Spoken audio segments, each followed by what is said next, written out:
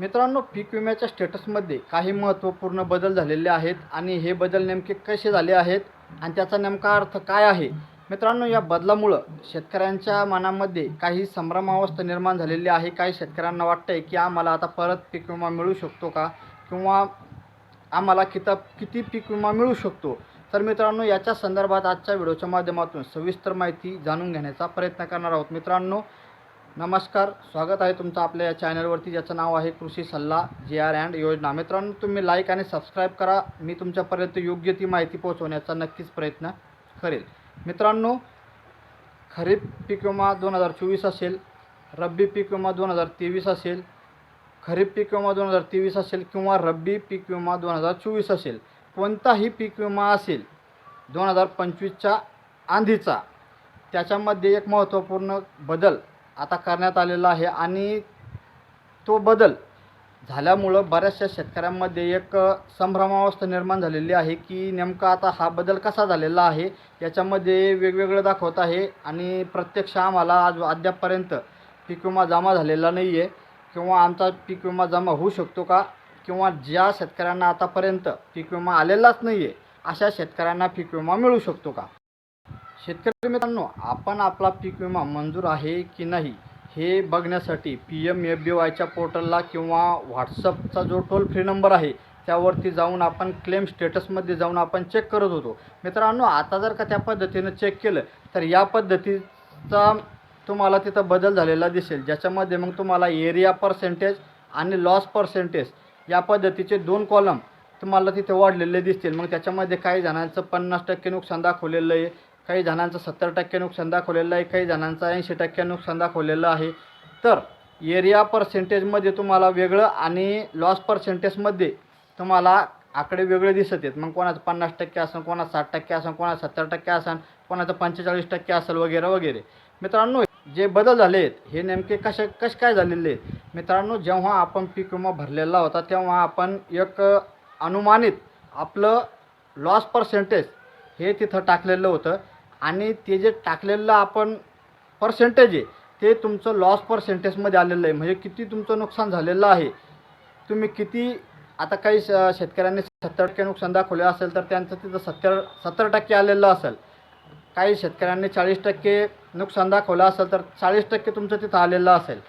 तुमचं काय जे असं नुकसान तुम्ही दाखवलेलं असेल ते पूर्ण नुकसान तुम्हाला तिथं दिसत असेल. आणि तुमचं एरिया पर्सेंटेज म्हणजे तुमच्या एरियामध्ये टोटल किती याच्यापर्यंत नुकसान झालेलं आहे, किती टक्क्यापर्यंत नुकसान झालेलं आहे, ते नुकसान तुम्हाला एरिया पर्सेंटेजमध्ये तुम्हाला तिथे दिसेल. मित्रांनो, हा बदल झाला म्हणजे तुम्हाला पीक विमा मिळेल का, तर अजिबात नाही. मित्रांनो, हे बदल झालेले आहेत हे जरी खरं आहे, पण याच्यातून शेतकऱ्यांचा वेगळा असा काही फायदा होणार नाही आहे. कारण तुमचं ऑलरेडी काही शेतकऱ्यांना पीक विमा मिळालेला आहे आणि काही शेतकऱ्यांना पीक विमा मिळायचा अद्यापपर्यंत बाकी आहे. मित्रांनो, पीक विमा हा 2023पासून 2020पासून तर 2024पर्यंत, खरीप 2024पर्यंतचा बऱ्याचशा जिल्ह्याचा पीक विमा अद्याप देखील वाटप करण्याचा बाकी आहे. काही शेतकऱ्यांचे स्टेटस हे बदल झालेले आहेत. काही शेतकऱ्यांना पीक विमा मंजूर दाखवत आहे, तर काही शेतकऱ्यांना अद्याप देखील तिथं क्लेम कॅल्क्युलेशन अवेटेड दाखवत आहे. तर काही शेतकऱ्यांचं प्रीमियम सबसिडी बाय गव्हर्नमेंट म्हणजे गव्हर्नमेंटची सबसिडी बाकी असल्याचं देखील दाखवत आहे.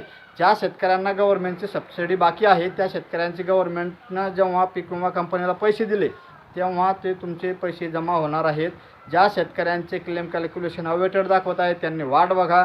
ज्या शेतकऱ्यांचं पीक विमा मंजूर दाखवत आहे, रक्कम दाखवत आहे, पेएबल क्लेम अमाऊंटमध्ये जी काय रक्कम दाखवत असेल ती रक्कम तुम्हाला जमा होईल. पण ती नक्की कधी जमा होईल हे कोणीही सांगू शकत नाही. कारण सध्या आता ही आचारसंहिता चालू आहे आणि आचारसंहितेमध्ये सरकार पैसे पीक विमा कंपनीला देतं की नाही हे देखील पाहण्यासारखं असणार आहे. मित्रांनो, बऱ्याचशा जिल्हे असतील, बुलढाणा, वाशिम, अकोला, यवतमाळ, बीड, वाशिम, लातूर, त्याच्यानंतर नांदेडचा आणि सोलापूरचा खूप मोठ्या प्रमाणावरती पीक विमा बाकी आहे.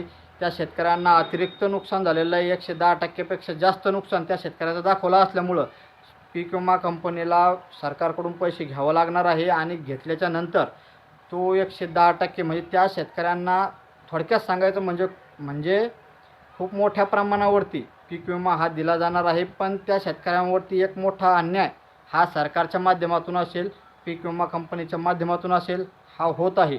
मित्रांनो, पीक विमाच्या नवीन नियमानुसार जे केंद्रीय कृषी मंत्री आहे शिवराजसिंह चौहान यांच्या माध्यमातून सांगण्यात आलेलं आहे की आता जर पीक विमा कंपनीनं पीक विमा मंजूर असून सगळ्या गोष्टी शेतकऱ्याच्या क्लिअर असून नुकसान झालेलं आहे, त्याच्यानंतर शेतकऱ्याचं काय जे असतील ती पूर्ण गोष्टी क्लिअर असल्याच्यानंतर जर पीक विमा कंपनीनं पीक विमा शेतकऱ्यांना वाटप केलेला नाही तर त्या शेतकऱ्यांना त्या पैशाचा हे व्याजासकट परतावा हा पीक विमा कंपनीला करावा लागणार आहे. त्याच्यामुळं इथून पुढं तरी यासारखा मागचा प्रकार जसा घडलेला आहे तसा प्रकार पुढे घडणार नाही असं वाटत आहे, पण नक्की त्याच्याबद्दल काही सांगता येणार नाही.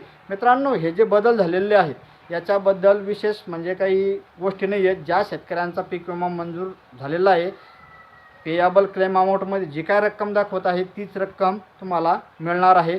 जर तुमच्या पेएबल क्लेम अमाऊंटमध्ये 00 दाखवत असेल तर तुम्हाला 0 रक्कम मिळणार आहे.